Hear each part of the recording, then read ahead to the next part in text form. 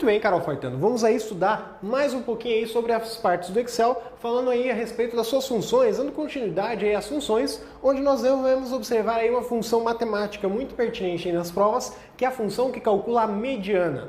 Qual que é o princípio e a peculiaridade dela? É a sua sintaxe. Você observa ali ela escrita como MED, e lembre-se, ela não calcula a média, mas sim a mediana. Matematicamente falando, mediana e média são coisas distintas. Por exemplo, o que é calcular a mediana? Mediana é buscar o elemento central de um conjunto de elementos. E aqui nós temos um exemplo onde nós aplicamos B1 até B5, a mediana aí buscando desse conjunto. Então vamos olhar aqui.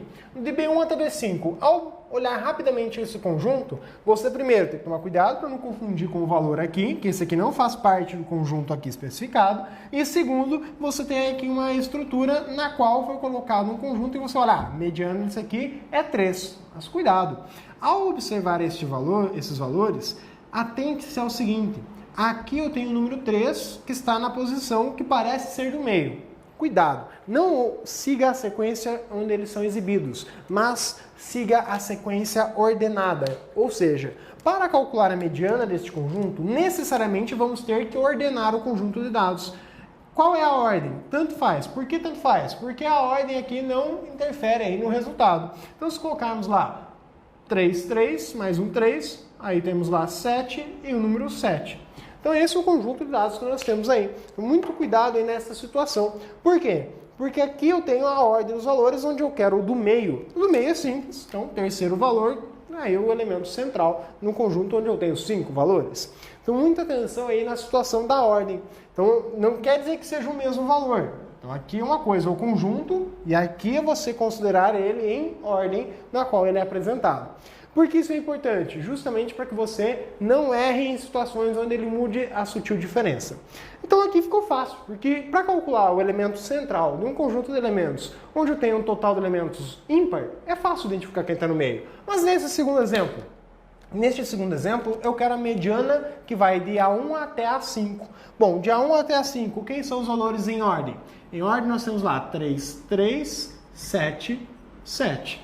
Ou seja, a ordem tanto faz, crescente ou decrescente, mas usualmente o programa trabalha com a ordem crescente.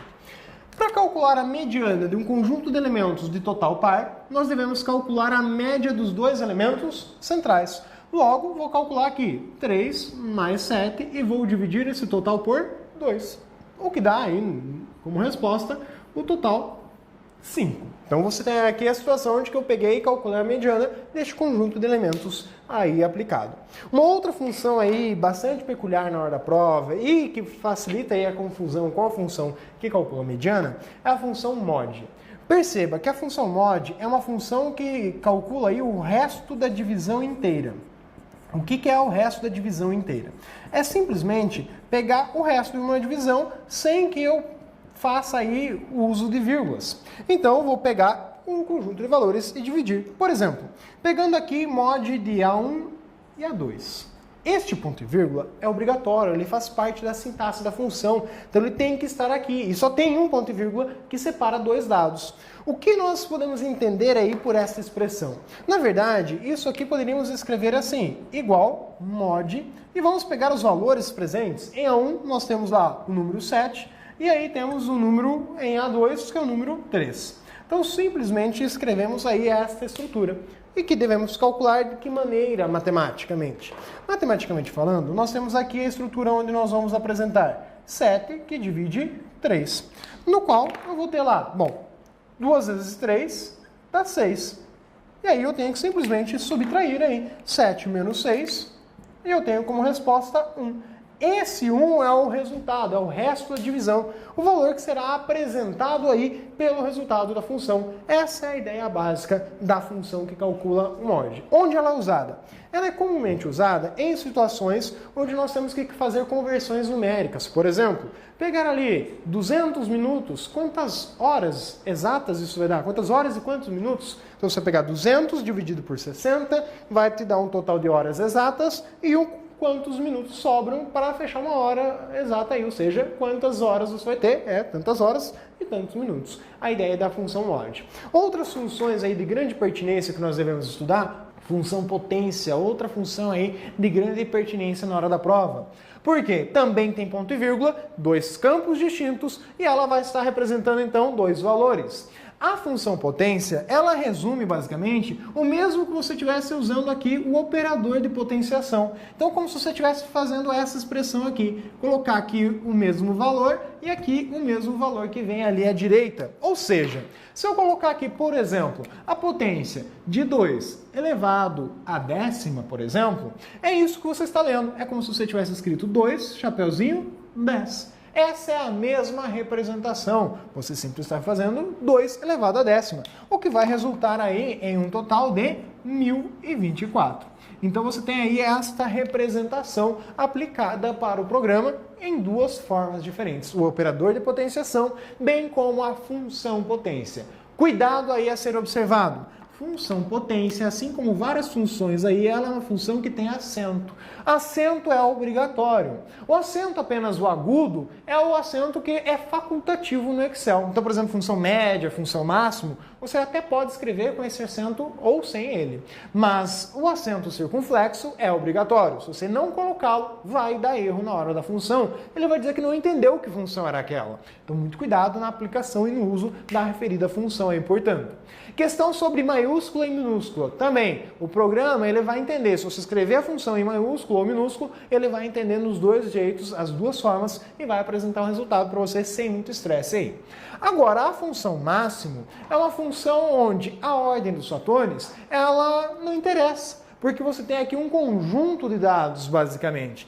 Então, por exemplo, pensando naquele conjunto inicial, naquela tabelinha ali, naquela planilha que nós temos ali inicialmente, você tem no seu material para acompanhar, se for colocado lá, por exemplo, máximo de B1 até B5, a função máximo ela vai retornar quem é o valor mais alto dentro deste conjunto. Então, quem que é o valor mais alto de B1 até B5? Ora, o valor mais alto que você tem lá é o valor do número 7. É isso, acabou. Ela vai dizer que é o número 7 o valor mais alto. Em comparação à função máximo, frequentemente aparece para você a função maior. Ela tem grande repercussão porque é outra função onde que você tem um ponto e vírgula obrigatório e este ponto e vírgula necessariamente então vai ter que aparecer e ele separa dois campos apenas. Então você não vai lê-lo como E. Por quê? Na função maior, você tem que o primeiro espaço é necessariamente um intervalo, enquanto que o segundo espaço é chamado de número de ordem. O que é cada uma dessas informações? Bem, seria a ideia de você aplicar da seguinte forma. Ao escrever aqui maior de B1 até B5, uma vez que ele fala que é um intervalo, tem que ser o operador até. E aí você tem aqui um número de ordem. Se eu jogar aqui, por exemplo, o número 3, como você deveria ler essa questão, essa função, para ficar mais prático? Você leria simplesmente assim. Eu quero encontrar o terceiro maior número de B1 até B5. Então é assim que você vai poder ler ela para ficar bem prático e encontrar qual é o terceiro maior número de B1 até B5. Então essa é a ideia do número de ordem. É a identificação da posição do valor no conjunto de dados. Só que é o terceiro. E como você trabalha com isso? Simples. Você simplesmente vai pegar o conjunto de dados. Quem era o conjunto de dados? Ah, era aquele lá que tinha 7,3, 7,3, 5. Tá, cuidado. É a função maior. Vamos pensar assim. Se eu tivesse aqui um número de ordem 1, significa que eu queria que na primeira posição estivesse o maior número. Se eu colocasse 2, a segunda posição, o segundo maior número. Logo, a minha organização vai ter que ser os números em ordem decrescente. E uma vez que os números se repetem lá, também devem ser repetidos aqui. Uma função aí para que você possa calcular essa informação. Aqui, portanto, você tem que o terceiro número é o número 5. Simples, direto e encontrou a questão. A pegadinha é basicamente com relação à ordem com que você deve organizar os dados. Uma vez que você também encontra a função mínimo, o que é o mínimo? O mínimo é o contrário do máximo. Se o máximo dá o valor mais alto, o mínimo vai trazer o valor mais baixo. Então, se eu colocar ali, por exemplo, mínimo de B1 até B5, você tem que o valor mais baixo deste conjunto de dados nada mais é do que o número 3. Simples e direto. Aqui você tem um conjunto. Uma vez que é um conjunto, você pode usar e brincar com os operadores de referência, tanto ponto e vírgula, 2 pontos e assim por diante. Da mesma forma com a função soma e função média. Agora, o mínimo também tem a função menor para ser comparado. E é equivalente à função maior a ideia da analogia e análise dela. Porque você também tem a primeira parte com um intervalo e a segunda parte com um número de ordem. E isso necessariamente tem que ter, então, esse ponto e vírgula. Óbvio que você pensa aí no mesmo conjunto de dados. Se eu colocar lá menor B1 até B5 e colocar aqui, por exemplo, 4. Agora, voltando à análise aí que nós fizemos antes. Se eu falar que eu quero o primeiro menor número de B1 até B5, ele tem que estar na primeira posição, esse menor número. Aqui eu falei que eu quero o quarto menor. Logo, o meu conjunto de dados vai ter que estar ordenado em ordem crescente. Então, se ele colocou ali que ele quer o quarto menor número, você vai ter que olhar o conjunto em ordem crescente. E o quarto menor é o número 7, portanto, como resposta para esse cara. Então, muito cuidado com a ordem em que cada uma das funções está trabalhando com o conjunto de dados apresentado. Esse é o fator fundamental nestas funções. Mas existem outros grupos de funções. Por exemplo, função agora e função hoje são funções pertencentes ao grupo de funções de data. E aí você tem um certo cuidado com elas pelo seguinte: essas duas funções, elas não recebem parâmetros. O que significa isso? Quer dizer que aqui dentro desses parênteses não vai nada. Você simplesmente não coloca conteúdo. Vai deixar ele em branco. Mas tem que colocar os parênteses, senão ela não vai funcionar. Então abre e fecha o parênteses, acabou. A ideia da questão é sobre o que elas vão trazer de resposta. Então, por exemplo, a função agora, ela simplesmente vai retornar para você a ideia da data e a hora. Então ela mostra como resposta a data e a hora. Enquanto que a função hoje quer saber que dia é hoje. Então ela vai mostrar apenas a data. Então a ideia é data e hora e data. Só isso, só, direto.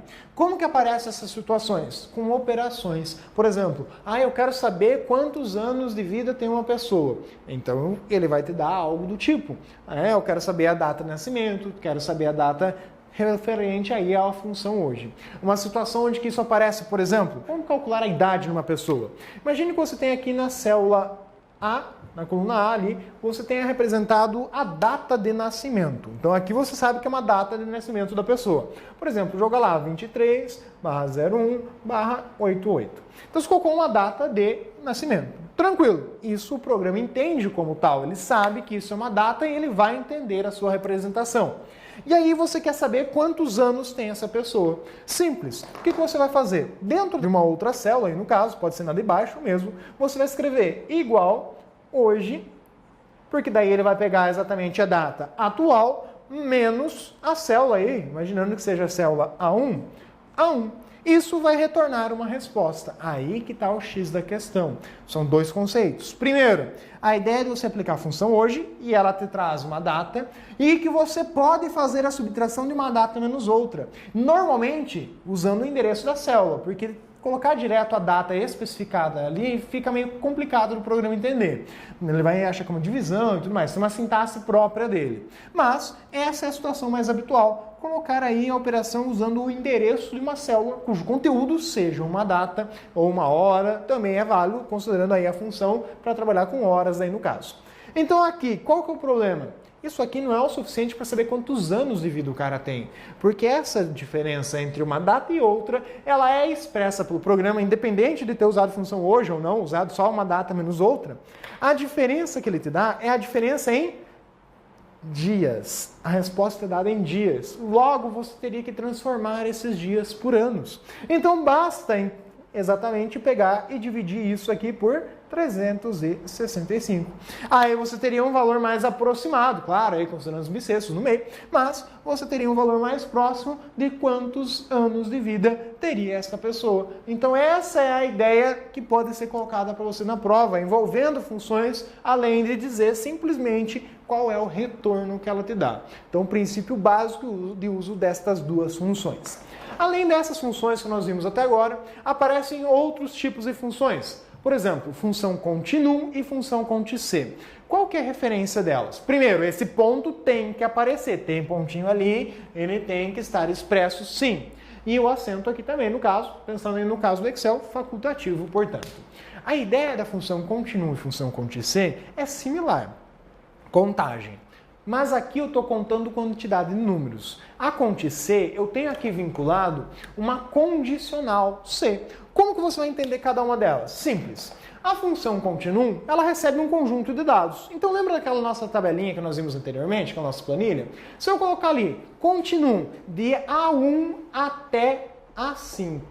Lembra que você tinha lá 7,3, na outra vazia, 7,3? São apenas 5 células, de A1 até A5, mas uma delas estava vazia, não era isso? Exato. Então, quantas células tinha o conteúdo e esse conteúdo era numérico? Apenas 4 células têm um valor numérico ali dentro. Então é isso que ele faz. Se tivesse texto nessa célula que estava vazia, seria a mesma resposta, porque a função continuum vai trazer quantidade de células do conjunto selecionado que possuem número. Simplesmente isso que ela vai te dar como resposta. Então tranquilo até aí. E a função conte-C? A função conte-C, ela já tem aqui um espaço. Esse ponto e vírgula é obrigatório. Ele separa basicamente a ideia do que seria o intervalo do que seria basicamente a sua condição. Então você tem aqui uma estrutura separando também os dados. Então um intervalo e uma condição. Para entender melhor esse cara, vamos aí dando sequência nesse segmento, justamente abordando aí esses conceitos. Por exemplo, quando nós pegamos aquela nossa planilha ali, nós vimos que ela tinha um determinado conjunto de dados. Nós podemos aplicar a ele justamente a expressão do conte-C. Para melhorar ela ainda, nós poderíamos até ampliar essa estrutura. Como? Vamos imaginar que aqui na coluna C, você tivesse aí alguns tipos. Por exemplo, tem aqui o tipo A, tem aqui o tipo A, aí aqui eu tenho o tipo B, aqui eu tenho o tipo C, novamente o tipo A e novamente o tipo C. Imagine que seja simplesmente aqui tipos de dados. Eu tenho aqui, por exemplo, um livro, aqui eu tenho uma revista, aqui eu tenho um caderno. Então imagine que seja essa representação para cada um desses tipos aí. E aí eu digo o seguinte, vem uma questão de prova com o seguinte questionamento. Eu quero saber, deste conjunto todo que eu tenho aqui de informações, quantos são do tipo A. Eu quero saber quantos tipos A's eu tenho. Então eu quero saber quantas vezes o A aparece aqui nesse conjunto. Essa representação você usa a função conte-C. Então você vai lá, conte.C. E abre parênteses. Tá, tranquilo. Ao fazer uso dessa expressão, o que você tem que fazer? Eu vou colocar ela aqui para poder usar um pouquinho mais de espaço. Conte.C. Abrindo lá. Qual que é a ideia? Você tem aqui que representar o intervalo. O intervalo onde tem o que você quer analisar. Você quer analisar quais são do tipo A. Então você tem que pegar a coluna C, de C1 até C6. Então pegando aí de C1 até C6, você vai observar o seguinte. Você tem aqui uma representação de um conjunto de dados diferenciado. Tranquilo. Vai fechar isso com o ponto e vírgula, que é a sequência que você tem ali. Dado o ponto e vírgula que você fechou, vem o critério. É aí que está o X da questão. Muita atenção. Esse critério tem que estar estabelecido entre aspas duplas. E no caso da igualdade, colocar o operador de igualdade. Você quer que ele seja igual a A. Muito bem, fechou os parênteses lá. E você vai colocar aqui dentro, então, o A. Então, abre aspas duplas igual a A, fecha aspas duplas. Simplesmente vai dizer, olha, contando isso aqui, de C1 até C6, você vai ter a representação aqui apresentada como sendo o quê? Você tem que, eu tenho uma vez, duas vezes, 3 vezes o número A. Se você tem 3 vezes o número A, a sua resposta é 3. Simplesmente aplicando direto o conceito. Então ele traz para você uma numeração, uma sequência de informações direta aí, sem muito estresse, para que você possa fazer aí o seu devido cálculo.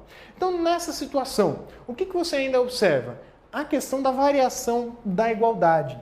Por conta do operador de igualdade, eu poderia ter colocado simplesmente entre aspas duplas A. Mas é só o operador de igualdade que permite fazer essa modificação. Ou colocar o endereço aqui de uma célula, aí de preferência diferente da que está neste intervalo. Imagina, por exemplo, que dentro da célula lá, na célula D5, tinha lá dentro a letra A escrito lá. Então você pode colocar aqui só D5, a expressão D5, porque ele vai entender que você quer que o conteúdo analisado seja equivalente a este. Então ele vai contar quantas vezes aquela mesma representação, aquele mesmo dado, aparece neste intervalo de dados apresentados aqui. Então essa é a analogia que você tem para a expressão. Muito cuidado com o uso dela aí, tá? Só cuidado aí justamente com essa representação. Só corrigindo aqui um negocinho, para que você não tenha aí as suas analogias erradas, aqui era o número 5, que estava sendo referenciado para você. Apenas escrito errado, mas os nossos cálculos todos nós usamos como se aqui fosse 5, portanto.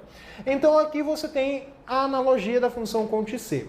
Ela também vai ser aplicada seguindo outras óticas. Então você tem aí saber uma quantidade se acontecer. Ela também vai ter uma variante que é a função soma-c. Essa daqui não tem ponto. A função soma-c não tem ponto. Cont_c tem. Função soma-c não. A função soma-c, ela é um pouquinho mais completa e complexa na sua forma de funcionamento, porque ela é apresentada em 3 campos. Então ela tem 3 campos obrigatórios para a sua organização. E claro, é importante saber o que vai em cada um desses campos. Por exemplo, neste primeiro campo vai um intervalo. A mesma coisa você tem no último campo. Aqui também existe um intervalo de dados. Então é isso que você está trabalhando aqui. Enquanto que ao meio dela você tem um critério.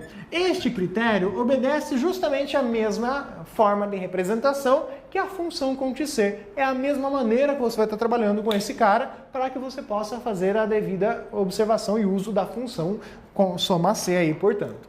Bom, intervalos. Esses intervalos são diferentes. Ou podem ser os mesmos, depende aí do objetivo que você quer. Mas a ideia é que esse primeiro espaço você tem um intervalo a ser comparado. Enquanto que o último espaço, o último intervalo, é o intervalo que contém os dados que serão somados. Mas serão somados apenas aqueles que atenderem ao critério dentro do conjunto. Por isso, estes 2 intervalos representativos aqui têm que ser alguma coisa em comum. Por exemplo, tem que ser as mesmas linhas, tem que ser as mesmas colunas, ele tem que ter alguma coisa em comum, a mesma quantidade, inclusive. Ou pode ser exatamente as mesmas células, mas tem que ter algo em comum. Então, por exemplo, imaginando aqui nossa planilha apresentada. Imagine que você tinha aqui a coluna B, isso aqui foi a quantidade de vendas de um determinado produto. Aí você tem lá o produto A, produto B, produto C, produto A, produto B, produto C. Então, cada vez que você fez a venda do produto A, nessa primeira você vendeu 3 itens. Na segunda vez que você vendeu o produto A, você vendeu 7 itens. A terceira vez que você vendeu o produto A, você vendeu 5 itens dele. Imaginando que seja isso, os nossos dados aqui representados. Vamos pensar assim? Quantos produtos As eu vendi ao total do meu dia de trabalho aí? Então, a cada vez que eu vendi, eu tenho a quantidade que eu fiz em cada venda. Mas eu quero saber quantos eu vendi ao final de um dia. Eu poderia, sim, organizar os meus dados, fazer a soma parcial e tudo mais. Existem outras formas, mas a função soma-c é uma bem prática para isso. Então, você põe lá, soma-c. Você vai somar o quê? Você vai somar se for A. Se não for A, você não quer somar a quantidade que foi vendida. Então, primeiro, onde você vai ter a comparação? A sua comparação é se é ou não A. Então, onde está a representação se é ou não A? Na coluna C. Então, você vai colocar ali de C1 até C6, que é onde você tem ali o seu conjunto total de dados.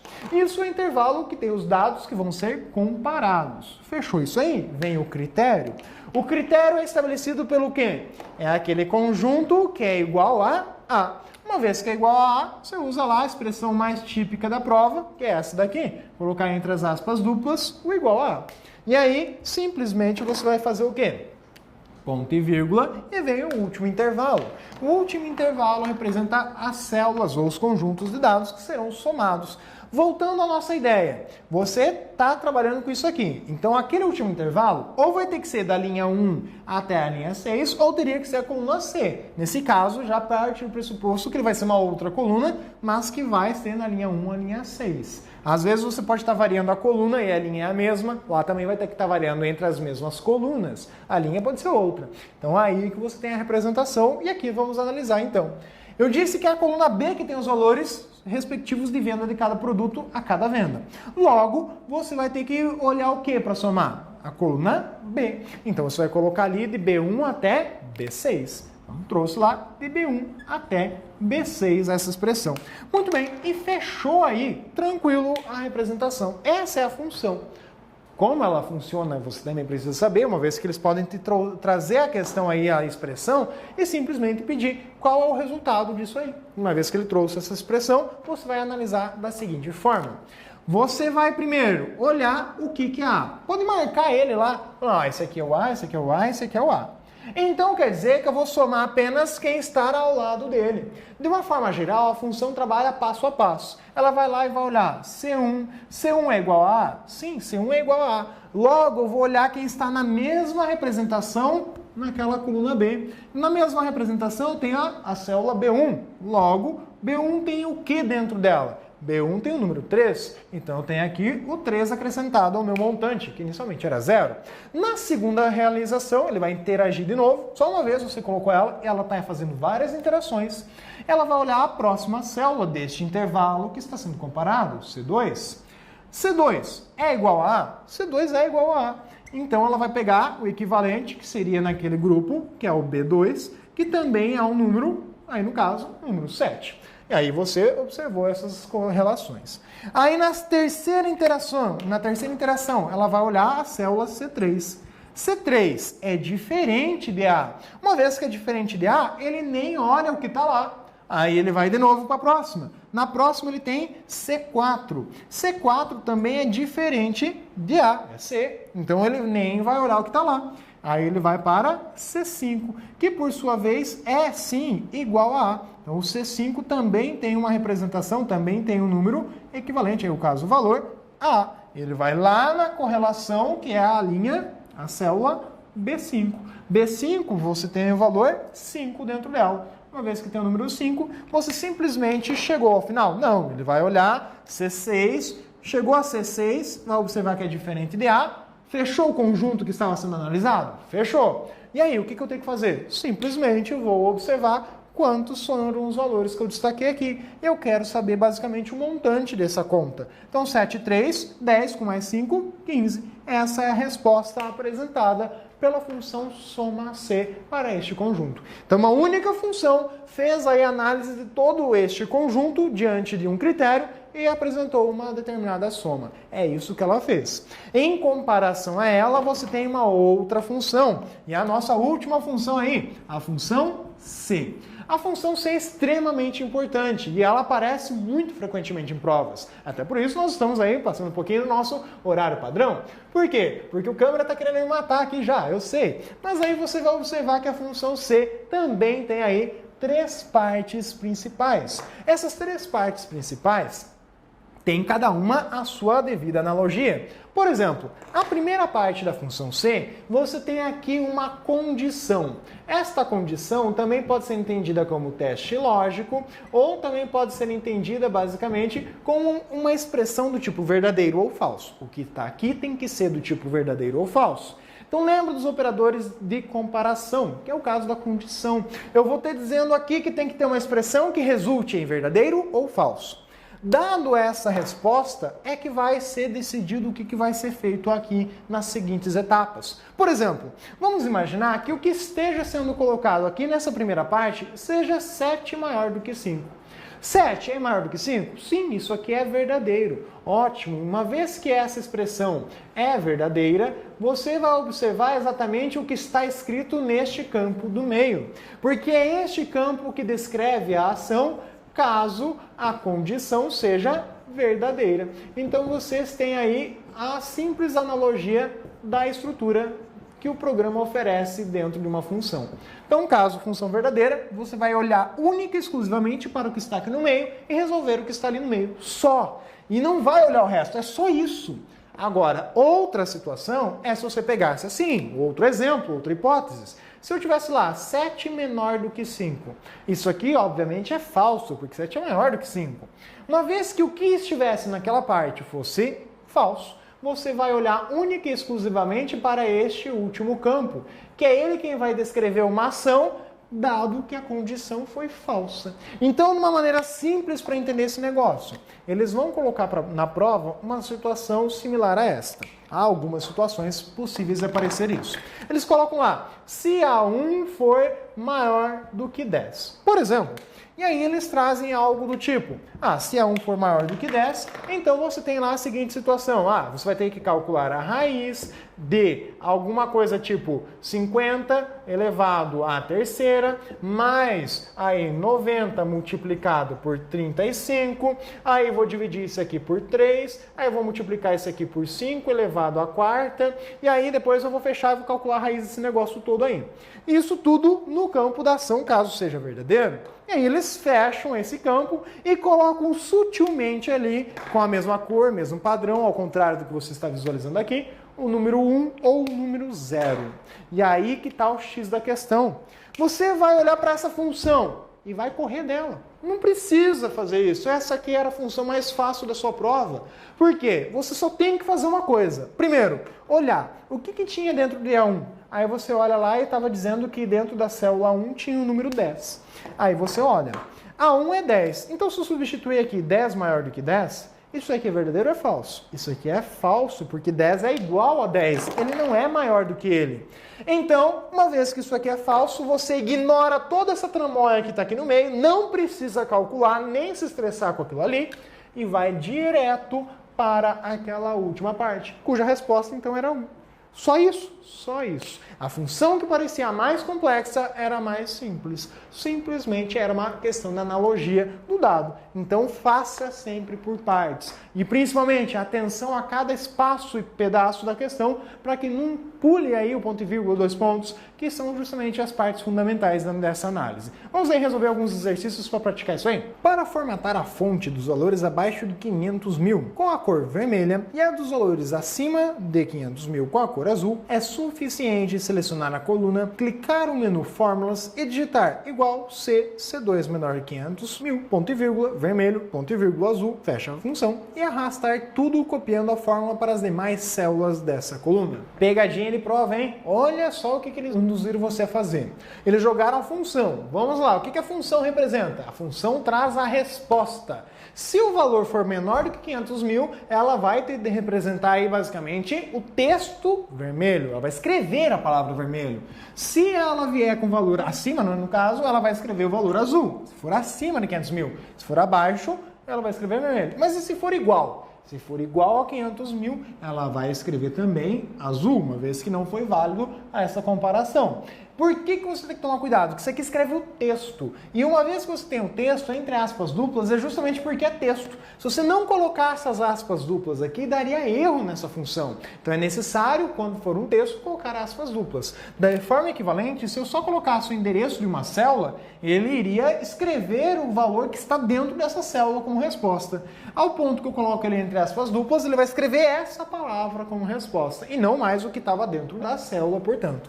Então isso aqui muda a cor da célula, muda a cor do preenchimento, muda nada. Isso aqui só escreve conteúdo, a função C. E tem que ser linha por linha ainda. Como ele falou, clicar, arrastar. Quem que vai mudar a formatação é um recurso, uma ferramenta chamada formatação condicional, presente na aba página inicial. Ela é quem muda a cor de um preenchimento, a cor da célula, de acordo com uma condição. Aqui não, aqui a função C, ela escreve um resultado. Questão errada, portanto. Vamos aí a mais uma. Considere as fórmulas apresentadas para a planilha a seguir. C3 mais D3 mais E3 barra 3, soma de C4 até E4 dividido por 3, média de C5, ED5 e E5. Em termos de utilização de fórmulas para cálculo das médias exibidas na coluna F da tabela, é correto afirmar que ele trouxe aí para você uma planilha onde que aqui eu esbocei só os dados que nos interessam. Onde ele fala lá, olha, você tem aqui a linha 3, você tem a célula de C até a E, onde você tem lá mês de março, abril e maio, e cada um deles tem aí as notas de alguns indivíduos. E eu quero na coluna F colocar a média respectiva para cada indivíduo desses 3 meses. Então uma questão aí que gerou muita controvérsia, por quê? Porque é uma questão que ela analisa linha por linha, só que ela esqueceu de dizer que ela queria linha por linha. Então você fica naquela, eu quero uma questão que resolva tudo? Não. Aqui você tem 3 modos diferentes para calcular a mesma coisa, dado o contexto. Por quê? Se eu chegar aqui, pegar esse número 1 e colocar aqui na célula F3, ele vai calcular a média do cara da linha 3? Vamos ver. Eu vou somar a nota de C3 com D3 e E3. E depois que eu somei tudo isso, eu vou dividir por 3. Calculou a média? Sim, isso aqui calculou a média, tranquilo. Aqui, se eu fizer a soma de C4 até E4, somando C4 até E4, C4, D4 e E4, somando as três e dividindo por 3, eu também calculo a média daquele conjunto ali? Sim, também calculei a média daquele conjunto. Agora, se eu colocar ali na terceira linha, no caso na linha 5 da planilha, a média de C5E, D5E, E5. Então, eu estou calculando a média dessas três células, logo, calculando essa média, também nessa referida célula, aplicando então essa mesma analogia, eu tenho o resultado correto. Uma vez que três itens estão corretos, a nossa alternativa correta é a alternativa C, aquela que descreve aí justamente as três situações como verdadeiras. Fechamos com isso, vimos aí as várias situações de aplicação que você tem para as fórmulas e funções dentro do Excel. Até um próximo momento falando um pouquinho mais sobre a matéria de informática.